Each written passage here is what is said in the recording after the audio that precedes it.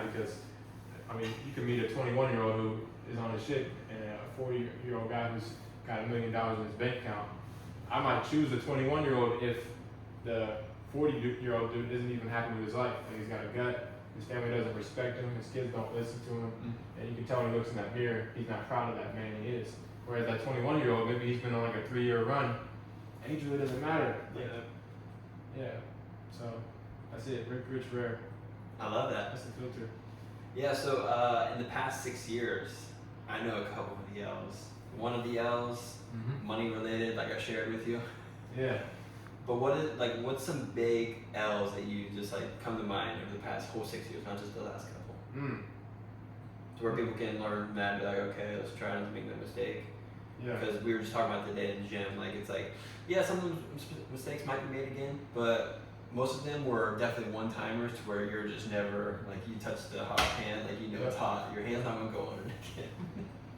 All of them were rooted in not having a father and like really having that sense of self-identity, self-worth. That's what, like your mom gives you that comfort and like the emotional support. Your dad gives you like, son, this is how we do shit. This is how life works. This is how you're gonna handle yourself in the world. So because I didn't have that, I was searching for it in others, and I would try to find a father figure in mentors. So I would mistake the relationship as a business relationship for a personal relationship, and that just affected like shop owner relationship, other mentor relationships, and kind of led me to feel some guilt and shame for like, why didn't this work out? Like, oh shoot, like I thought we were homies, but really they were all just business relationships. They didn't realize that I was viewing them as like my father. So they never expected that obligation. And that's for personal, but also, man, every financial gain I've made, I've watched it. Like, I don't know where it's all at now. Like, I called my mom. It was like a crucial moment, pivoting moment, last December.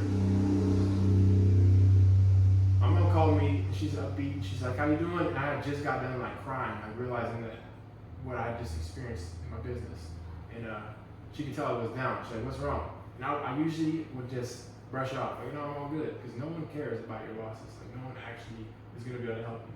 So I just don't share them, because when you win, you don't really want to share that either, because then they're gonna ask.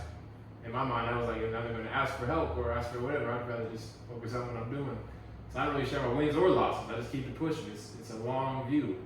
But this time I like cracked, and I was still crying, so I just like kept crying. I'm like, "Mom, you don't even know this, but I had $100,000 and it's all gone, like, just off a few simple mistakes."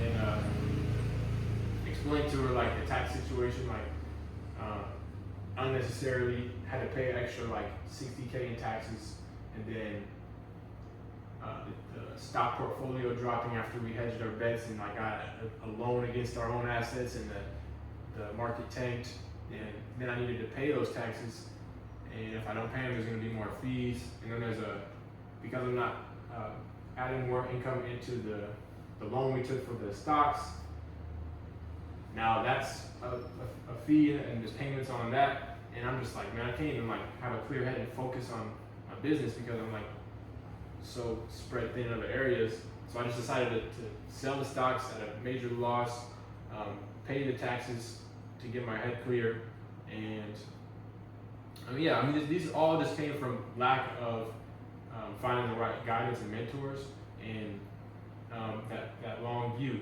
of like, I found the wrong mentors of anything, because I was led astray. I was like running amok. I was like bamboozled by myself. I played myself. I didn't think for myself, and that's what a drifter is, someone who doesn't use their brain to like think for the future and like scale it back, reverse engineer it.